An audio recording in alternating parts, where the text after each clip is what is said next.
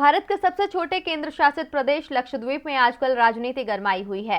Congress, left और NCP का आरोप है कि बीफ बैन को लागू करके मोदी सरकार इस शांत पड़े मुस्लिम बाहुल्य द्वीप समूह में अपना एजेंडा थोपने की कोशिश कर रही है। मोदी सरकार के प्रतिनिधि और लक्षद्वीप के प्रशासक प्रफुल्ल पटेल के फैसलों का विरोध बीजेपी के अंदर भी हो रहा है। पार्टी के कई बड़े नेता इस्तीफा दे चुके हैं। मामला अदालत तक पहुंच चुका है, लेकिन ना तो बीजेपी पीछे हटने को तैयार है और न ही प्रफुल्ल पटेल। देखिए ये रिपोर्ट। लक्षद्वीप में इन दिनों सियासत गर्म है। वैसे लक्षद्वीप में कोई विधानसभा नहीं है। ये भारत का सबसे छोटा केंद्र शासित प्रदेश है, लेकिन आज यहाँ जमकर सियासत हो रही है।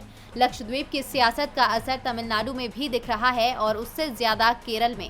केरल में लेफ्ट और कांग्रेस भले ही एक दूसरे के खिलाफ खड़े दिखते हों, लेकिन लक्षद्वीप के मामले में दोनों एक साथ हैं और इन दोनों के निशाने पर हैं बीजेपी और लक्षद्वीप के प्रशासक प्रफुल्ल पटेल, जिन्हें मोदी सरकार ने चुना है। प्रफुल्ल पटेल के सहारे पीएम मोदी की भी घेराबंदी की जा रही है। प्रफुल्ल पटेल की पीएम मोदी से करीबी का अंदाजा इसी बात से लगाया जा सकता है कि 2010 में जब अमित शाह एक मामले में फंसे और उन्हें गुजरात के गृह मंत्री पद से इस्तीफा देना पड़ा, तो उस समय गुजरात के मुख्यमंत्री नरेंद्र मोदी ने अमित शाह की जगह प्रफुल्ल पटेल को ही गुजरात का गृह मंत्री बनाया था। प्रफुल्ल पटेल सिर्फ लक्षद्वीप ही नहीं बल्कि केंद्र शासित प्रदेश दमन, दीव और दादरा नगर हवेली के भी प्रशासक हैं।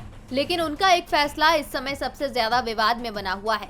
विवाद का कारण है एनिमल प्रिजर्वेशन रेगुलेशन ड्राफ्ट, जिसके तहत कोई भी व्यक्ति प्रत्यक्ष या अप्रत्यक्ष तरीके से बीफ या बीफ उत्पादों को लक्षद्वीप में कहीं भी बेच, खरीद, स्टोर या उसका ट्रांसपोर्ट नहीं कर सकता है।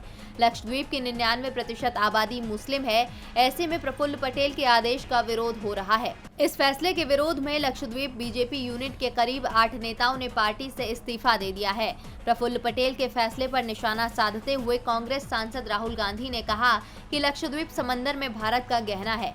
सत्ता में बैठे अज्ञानी यहाँ मनमानी कर रहे हैं। मैं लक्षद्वीप के लोगों के साथ खड़ा हूँ। लक्षद्वीप के लोग द्वीपों की समृद्ध प्राकृतिक और सांस्कृतिक विरासत को गहराई से समझते हैं और उनका सम्मान करते हैं, जिनमें वे रहते हैं। उन्होंने हमेशा इसकी रक्षा और पोषण किया है।